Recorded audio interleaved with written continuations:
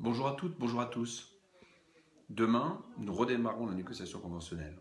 Nous avons déjà fait un tour, nous sommes raconté beaucoup d'histoires et nous sommes arrivés à une discussion intersyndicale très positive qui montre les lignes qui sont les nôtres. La problématique n'est pas les lignes du CA25, de la MCG, de la MCS, du C2, du C3, de la C-longue, du ROS, du CAS, de la téléconsultation. L'enjeu est ailleurs.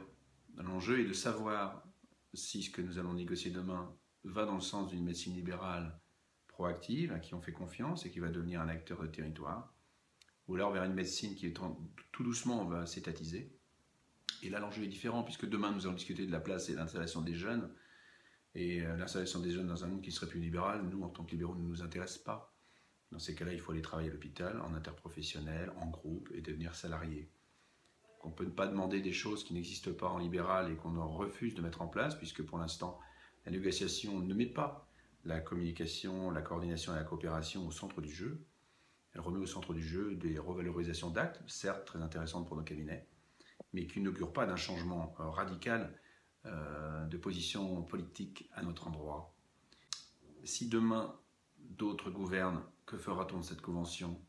Cela vaut-il de signer une convention pour 5 ans, tout en sachant que dans un an, peut-être un nouveau président gouvernera notre pays et aura une politique complètement différente? C'est toutes ces questions que nous posons au SML.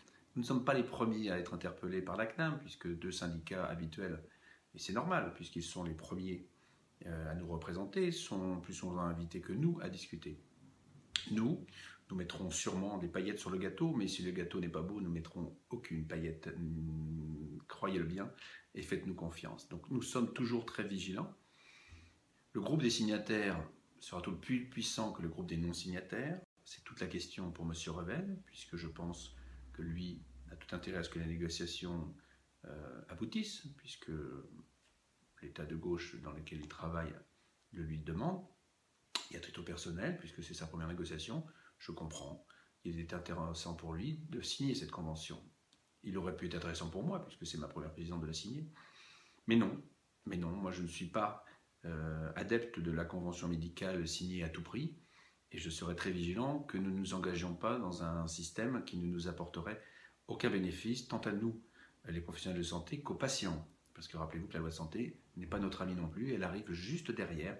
Et n'oublions pas le PLFSS 2016 pour 2017 qui va arriver aussi en septembre. Donc, si la machine à broyer continue, eh bien la convention ne sera pas signée. Si la machine à broyer s'arrête, on pourra peut-être y réfléchir. Et pour l'instant, sachez que demain, nous nous réunirons parce que nous sommes pro-conventionnistes et donc la discussion nous intéresse toujours, puisqu'elle permet d'éclairer le chemin de demain et de faire des propositions nouvelles, en espérant que nos négociateurs d'en face le comprennent.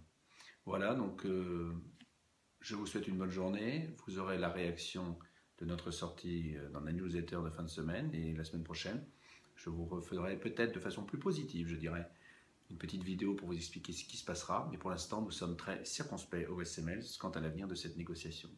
Je vous remercie et je vous souhaite une bonne journée. Au revoir.